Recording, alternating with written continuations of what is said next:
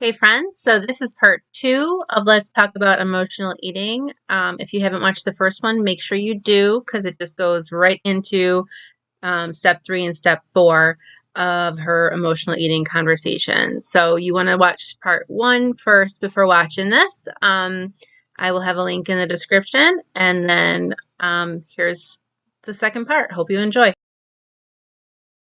Now, number 3 is where I'm talking about my concept food is food. Now, notice I didn't talk about this one first, okay? Just because we're talking about stress and stress eating doesn't mean that food and dialing in on your food tactics and manipulation and dieting, and let me just focus on that's actually going to change your view and your decisions around eating when you feel stressed. Okay, so food is food. So let me just touch base on this. It's very, I would say probably controversial in my industry because there is such a strong, people have this way of eating and this is the right way. And there's all these diet camps, like the vegan community and the keto community and, the paleo community. And there's right and wrong and good and bad. And here's on your good list of foods to eat and your bad list of foods to eat. We see it all the time. So I developed a whole nother different way. I was like, this isn't working for me. And I've tried it for 15, 20 years and it's not working. So if I'm trying and trying harder, eventually we got to try something different. And it was actually really scary for me to think about food as food. Like there's no good food, there's no bad food. What if all food was created equal? And in your mind, I know you're like, wait a second, but ice cream is the same as eating a salad. Yeah, what if? What if that was the same? What if food lost its power? You're like, nope, there's no more power over me. I have power over my food because everyone's equal. Everyone is a level playing field, and how I make my decisions about what I eat and when I eat is based on 3 things: emotional, mental, and physical well-being in that moment. Okay, so this is why, to answer the question, is it possible to feel stressed without stress eating? The truth is, I change my view and perspective on the stressful situation. I'm going to get to that a little bit more in our 4th point. But if I work on changing that, then my emotional, mental, and physical health or well-being, health really, is at the forefront. And that's part of my decision making when it comes to honoring my food choice and how much I eat of that food choice. That's been how I live my life and how I feel so free, and why food is easy now. Because I really have gotten to the root that I am worthy. I deserve to take good care of myself, and I don't want to abuse myself or neglect myself or hurt, restrict, deprive. None of that is in my best good for the person I want to be in my life. The wife I want to be, the role model I want to be, the sister, the daughter, and now I'm a CASA, so I'm helping children in the foster care system. The role that I want to be, I have to make sure I take good care of myself. So it's important for me to not neglect, deprive, restrict, create harsh rules around how I take care of myself. So food is food. Food's not good, food's not bad. I'm not a good person for eating this way. I'm not a bad person for eating this way. I honor my mental, emotional, and physical health. That's how I navigate food. So healthy food for me is different than healthy food for you. And that is one of the most powerful things I can have you walk away from the mentorship program, should you decide to join me on this ride, and helping you make good decisions for you without worrying about other people making decisions for you, or other industries for that matter, right? I'm telling you, I've been in the industry for 25 years and I really don't want any part in the fitness industry. Yes, I'm a fitness leader, but I really feel like I broke away from the pack. I don't teach like most of the mainstream fitness people, gurus, if you will, out there. I have a completely different methodology of taking care of you and what's important for you. You got to figure that out for yourself. I'd rather empower than just give you a checklist and a grocery list. So that also creates a certain magnetism for certain women who follow me and follow what I have to say and the message. Like if that resonates for you and you're hearing that, or maybe you don't know me that well yet, then you're in the right place. So this brings us to number 4. And this is another mantra that changed my life, you guys. And it continues to change my life. And in fact, when I was recently on a 3-day Oprah cruise, the girls' getaway weekend with my one of my besties, Colleen, we had a poster on our door that said this.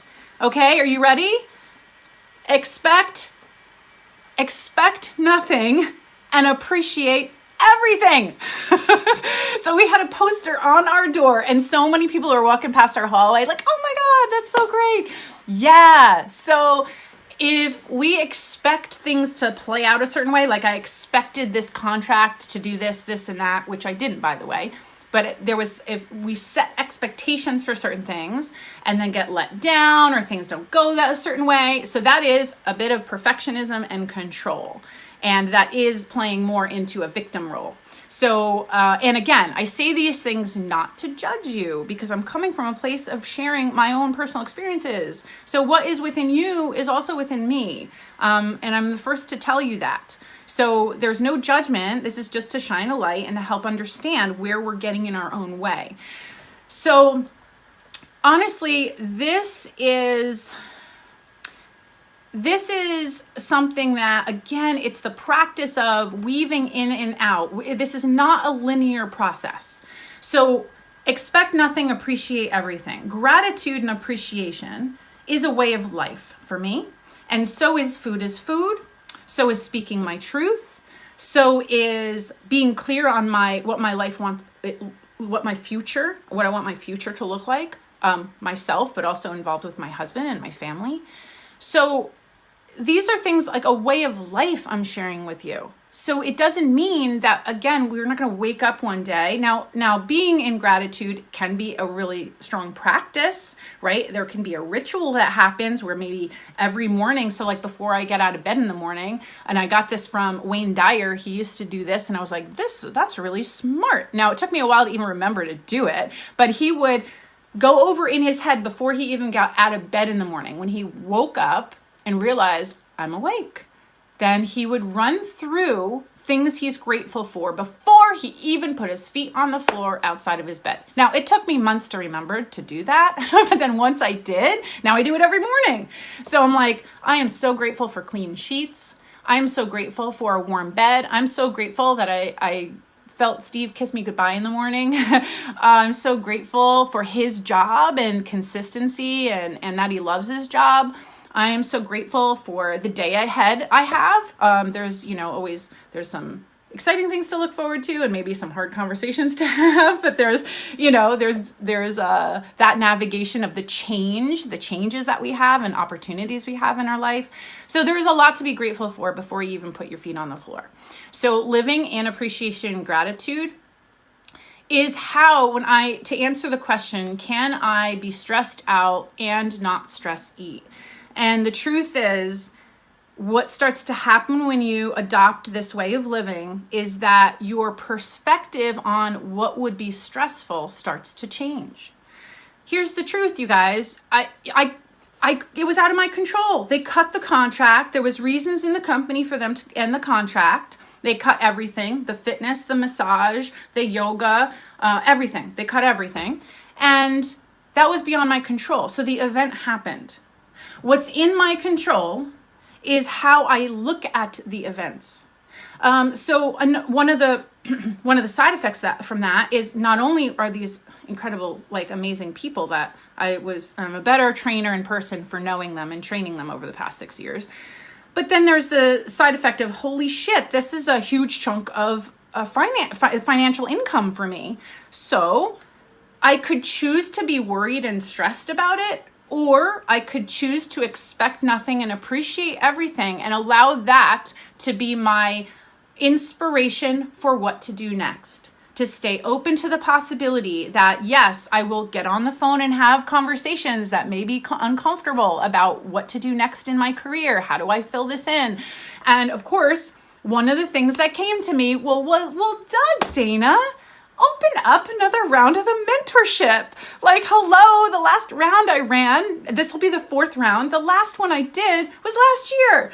And I was like, well, hello, this opens up my schedule so I'm able to give more and be there more for a larger group of women. Like, this is transformational and life-changing stuff. So because I was in a place of not being like desperate and making harsh decisions and acting out of fear, and instead I created space for expect nothing and appreciate everything. And that allowed me to take the next inspired action and move forward. And I did a lot of journaling.